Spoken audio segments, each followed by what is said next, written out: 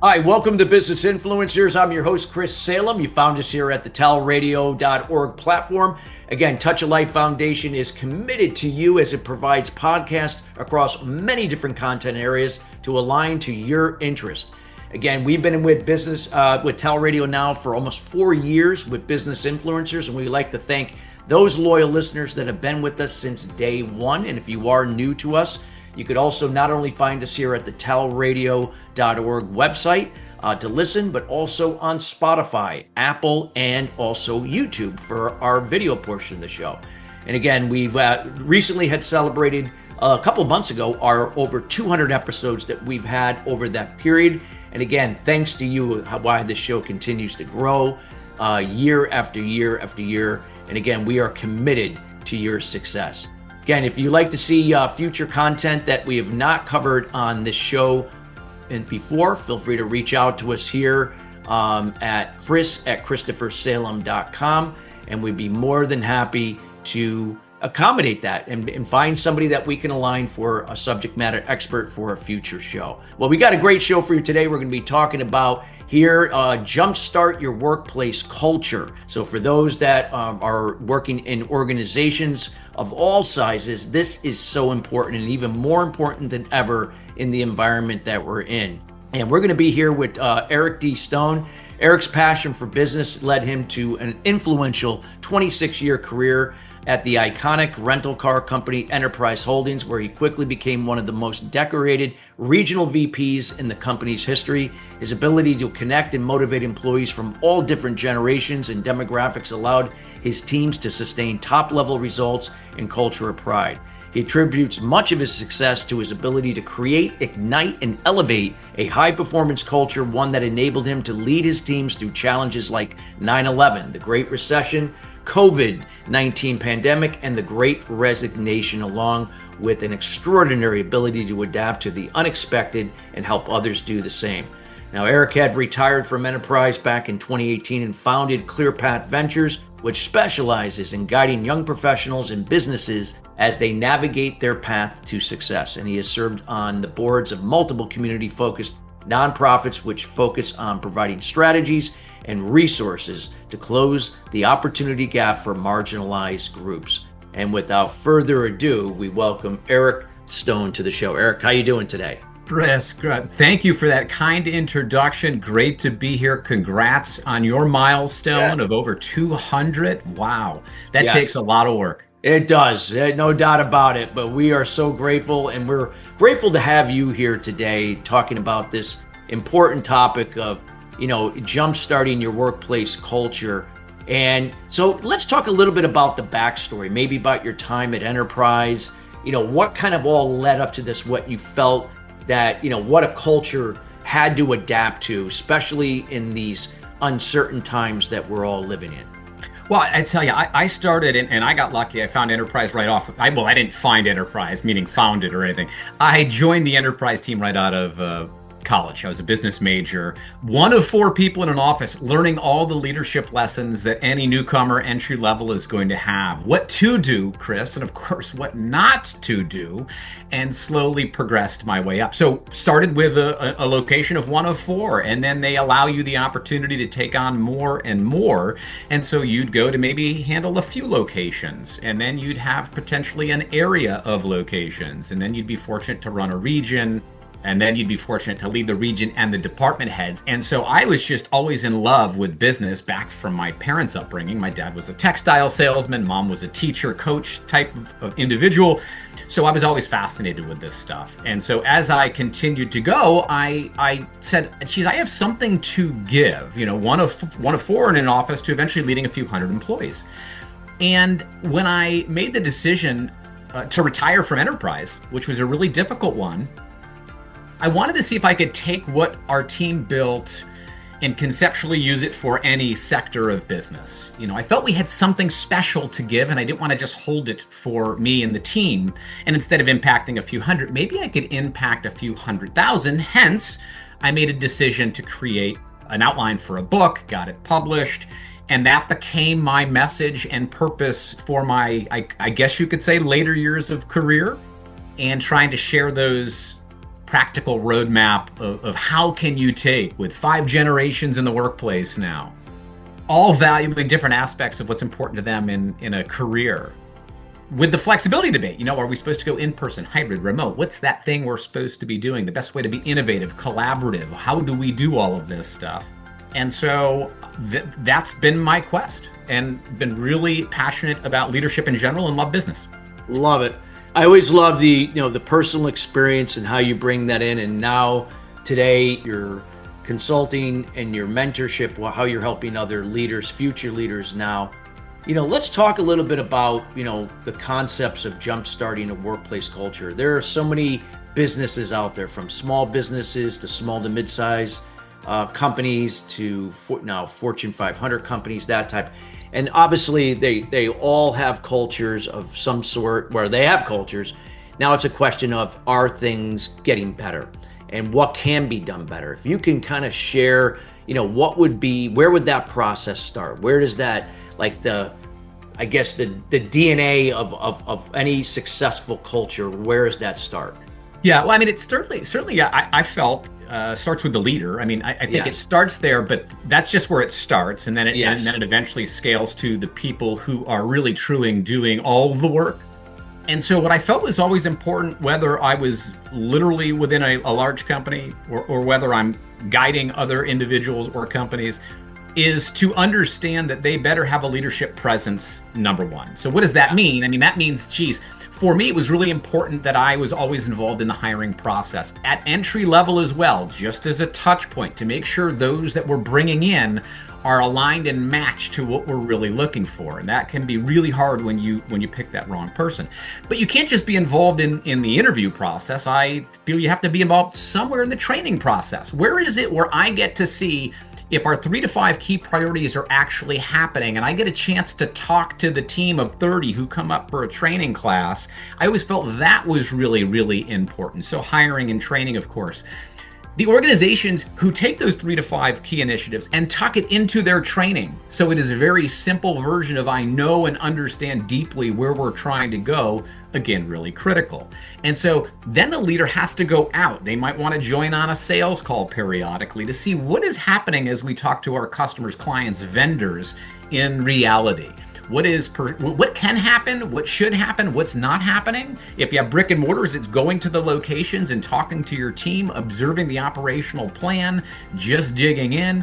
Those are some simple things that everybody really should do. And then, Chris, everybody has to live 5 factors of engagement, in my opinion. There are these 5 simple things that if you could touch, or I should say tuck, 3 initiatives under each one of those, you're going to be in great shape. And so I'll go real quick for time's sake. Yes, please do. The first one is, what are you doing to create a strong relationship with your manager and or team? What are those 3 things, as I already mentioned, from the interview process along the roadmap and employee journey? What are those things that you're doing to build those seeds of trust? What does it look like? 3 things under it. The next is clear communication of goals and expectations. Seems pretty simple. Trust me, we know it's not. We've seen the telephone communication is the elephant in the room. Believe me. So, and you want everyone to have a role. You just want them to star in that role. Under communication, and we maybe can pick this one up later, but you got to be real clear when you amplify a message, when you buffer it, synthesize it, and when you're just conveying it for clarity. The third is going to be right material, equipment, information in order to achieve the desired outcome. You got to provide the roadmap of training. See, I hated people who would just say, Eric, just get the job done. I get it. I've got to get the job done, but let's kind of help how I can get the job done. I do need the right information in order to be successful. And by doing that, it allowed me to be what I call the velvet hammer, right? The velvet is the human-centric approach. The hammer is just accountability.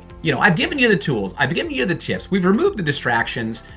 Now we got to get the job done. I think we can all agree. The fourth is just personal and professional development. That's really important. Whatever, Chris, you do internally within the work, I hope you can take some of those tips and actually be great at home, but I also want to know you personally and professionally. And then the last one is recognize effort, reward excellence. Is everyone very clear on what we do to reward excellence? Well, just Recognize like, that. and I love what you said there, because everybody likes to be recognized, and sometimes we just assume it's always like, getting a raise and getting promoted, or even more money in this case. And obviously that a lot of people do, don't get me wrong, but it could just be simple, like other things, like just, more frequent thank yous and acknowledging that you value that person. I mean, it can go a long way. It depends on the person, different personality types. And I agree 100%. And I think that is so underutilized in companies, regardless of size. I think it's so important. I'll tell you, there's this intentionality that you have to be focused on. I'll give you a small story. I remember we'd be going to our holiday party, and my wife would be in the passenger seat, and she would be quizzing me on not only everyone's name, but their significant other. Assuming they have one, or who they're bringing as they RSVP'd for it. It was really important. I had to work really hard to focus on the importance of remembering who's on my team, what's important to them. I would also do a new hire lunch where I would meet them and just ask them about them. What are they willing to share? Hobbies. And I would take notes. This was not for show. I would get back from there, very intentional. I'd actually review it, because sometimes you get lost in the conversation, but I'd have my notes. And it would mean, really, it's so important when I say, Chris, man, congrats on your Yukon Huskies for winning another national championship. Hey, how's your mother doing? Whatever it may be, this intentionality doesn't always have to your point, be about money. It's just someone who actively listens, truly cares, is that velvet part of the hammer. Yeah, no, I love that. I love that. What you use about the velvet and the hammer in terms of how to relate what you just shared. I think it goes very, very well, and I'm sure the listeners love that.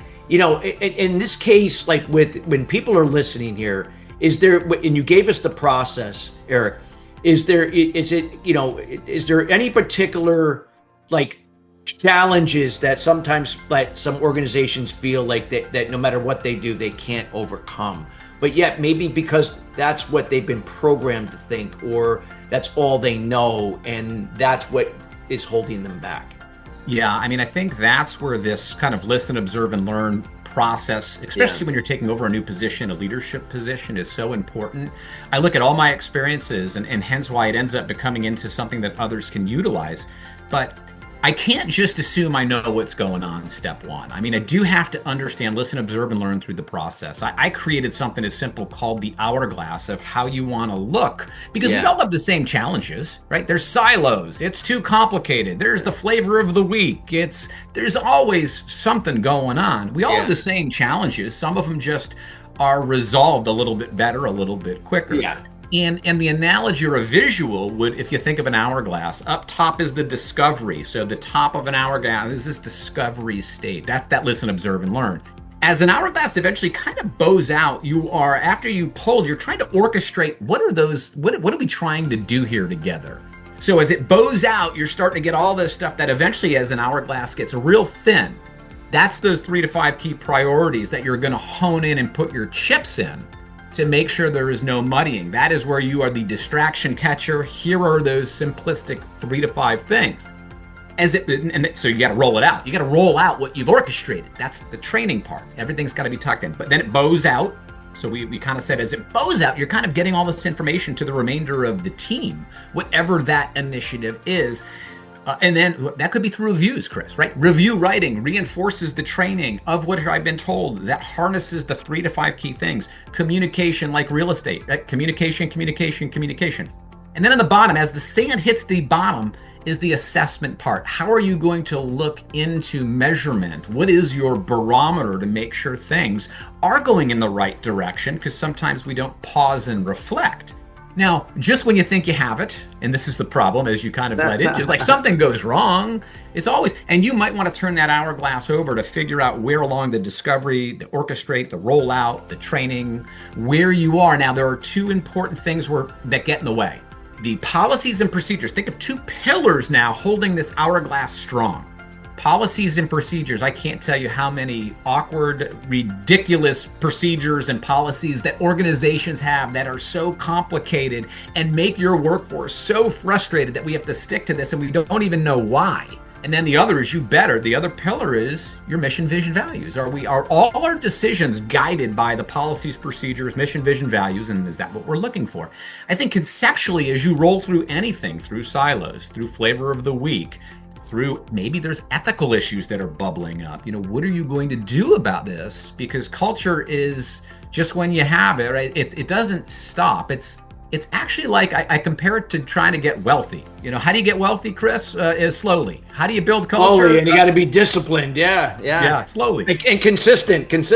Yeah. Yeah. No, I love what you just shared there. And if we could circle back, if it's okay, Eric, and again, I love you to share whatever you feel is best, but going back to the communication, because the communication is so important, especially in this process. If you're going to jumpstart your culture, and maybe there could be, depending upon what has to shift, even if it's 360 degrees or 180, or you're just making that first step, communication is going to play an important role, obviously from the leader down. But so if you could share your wisdom and insights there, we would love to hear that. So before communicating something, you've got to have a platform that allows other opinions to come into the room. And there is, God, is a great line, and it's, you might think you're the smartest person in the room. I never did, but you might think that, but you're never smarter than the room. And so we had something that we orchestrated called the think tank. So step one, before I'm communicating anything, I've got to seek to understand. And these were managers who were assigned by their peers, who would meet with me every other month to make sure that I am getting a realistic approach of just what's going on in the workplace as we know it. And so we would meet every other month. It was their agenda. They would come up with it. The only way they get kicked out of it was just performance-based. Like, if you're just not performing, we can't have you leading this discussion. And so you just had to also be willing to disagree but not be disagreeable. And so step one is, well, am I looking at the right stuff? Am I identifying the real problem before I'm communicating anything? And we would meet, my HR manager was the only add-on to that, and we would meet every other month. From that information, how are you going to communicate what you might be changing? It might be about a pay plan. It could be about some new training. It could be about new technology. Okay, so we've got to take that information and find settings within your organization of how you're going to slowly communicate that out. Yeah. For us, we did a few things. We would take the information. Every Monday, we'd have a 30-minute reoccurring call of just stuff with my district managers, of a 30-minute thing. If it was a major initiative, we rolled it out from think tank to the 30-minute call to eventually bringing all our managers up if it was really important. And then we would go over exactly what we're trying to roll out. But we weren't done yet. We then, a week later, would bring the assistants up. We wouldn't even say anything, and we'd ask them to explain what's been communicated so far. We would then go over the same rollout that we were trying to do. We would not stop there. Their role was to go back to their team and now have a mini morning huddle over the next week or two about some of the concepts of this change and how we're going to do it. And then we'd have a follow-up down the road. And so I guess my point is we had to decide what we were going to amplify, as I mentioned before. Well, that's an amplify. Big thing. Technology, there's some new cool thing going on. We need to amplify that message and have a tree of how we're going to do it. Buffer it a little bit. Like, what's the noise? What do we not care about? And then what are we conveying? What are the did you knows about this communication that aren't really critical, but nice to know, not need to know? And so that would be maybe an example of how I would recommend, depending on your hierarchy. I mean, everything's a little bit different, but that's how you have to think through, kind of from the newest employee, from hire to retire, as we used to say. Get everyone to understand it. That's true. And like you said, it's not an overnight thing. It takes some time. You got to be committed. You got to be accountable and consistent, with that process. I love that. I want to give you one other small thing to please do. So from that, I thought was really important when it was major. So let's say we had a new technology that we came out with, and again, we did all what I've already discussed of how we'd roll it out. We would then periodically reflect on the review. Sometimes these reviews some people believe in them, some people don't. I did. And we would look at how do we make sure that this new thing, this new initiative is tucked into the review. And so we would always have an other column that we would include. And the other was that new thing. So not only have we communicated it, but you're also going to circle through this, or it's not going away. And that's what keeps traction. Wow. Powerful stuff. Love this. as we're getting near to the end of the show, we still have a little time, Eric, but is there anything that we didn't cover yet that you feel is viable to the listeners, that are serious about elevating their culture? They know it's not going to be something overnight, but something that either it's going to retain their key employees or the talent they have, it's going to attract new talent, and because that's an important aspect. If you could share some insights there. Yeah, I would go into one thing we slightly touched, but I do think from the hiring process, listen, I have 11 nieces and nephews, and I have 3 kids of my own, all of which almost all have, of course, their power of 5, right? Their circles of 5. Yeah. And Uncle Eric Dad gets to hear a lot about these stories about the hiring process, the onboarding process. And what I find is organizations have an opportunity, we'll say, to ask the right questions. And let me tell you what I mean about what we haven't hit too much, but it would be as simple as so I was big on Chris. I'd say, Chris, open slate, great to meet you. So excited you're interested in our company. Tell me your story. And the reason I love that question is because they have to go unprovoked. So I would look into their hiring process, the questions. I love knowing, Chris, what does work-life balance mean to you? New generations are coming in. I don't want to tell you what it means to me. I want to know what it means to you, and is that going to align with our culture? I loved one point in the interview slightly pushing back a little bit. And so in your interview process, do you make them a little uncomfortable, not to be mean, but maybe take an opposing side? I'll give you an example. Chris, is the customer always right? And then you say, oh my God, yeah, they're always right. And then I say, what if I disagreed with you? What if I actually felt that the customer isn't always right? And I would just leave it there, not saying what I believe, because I wanted to see, do they stick to their values? Do they stick to their thoughts? I want it unprovoked. Those are some things. And then I loved asking something that really proud of, outside of like if you graduated college, or I wanted to know something they accomplished that was really hard. And the reason I asked that is because we did work really hard, and I needed to make sure that they understood that there are things they're already doing and working really hard. And to work really hard and accomplish something special, it requires this discipline, this focus, this work ethic, for a better word. And so I used to say because everything in life has a price tag. So a little bit on the hiring, don't undervalue it if you're trying to match your culture. It's amazing what you can do with really great employees, even if, and I'm not accepting this, but your training isn't as good as you'd like. Yeah. Great people do figure it out, Chris. Wow, powerful stuff. Eric, I wish we could go on, and we're going to have you on a future show to elaborate further to this. This has just been great information. I want to thank you for taking the time out of your schedule to be with us here, sharing this insight, from your experience and now what you're doing helping organizations. Would like to give you this moment to let the audience know, how can they find you? What are you up to? And anything that you like to offer or share with them? You got it. Well, the easiest way is LinkedIn. If I had to say, just go on LinkedIn and put Eric Stone in, and you'll catch me there. I'll try to put some content out that's relevant to leadership and culture periodically. In Instagram, thanks to my daughter, I'm actually a small Instagram account, which is ClearPathVentures _. And you could always go to clearpathventures.com. That's the site. What am I up to is I do a handful of speaking engagements throughout the year. That's probably something that I really enjoy and try to do at least the most a dozen, but up to 6 a year. And then really trying to identify, my latest project is working with actual sports organizations. Yeah. That would be really fun because I love business. I love sports. There's this leadership thing. And so those are just a few things that wow, I love it. Well, we're very similar. Business and sports. I use sports in my trainings and talks all the time. So we can relate. We should have a separate conversation on that. Well, first of all, again, Eric, thank you so much for taking the time again to be with us here during your busy schedule. You bet. Pleasure to be on, Chris. Thanks for the opportunity. Thank you.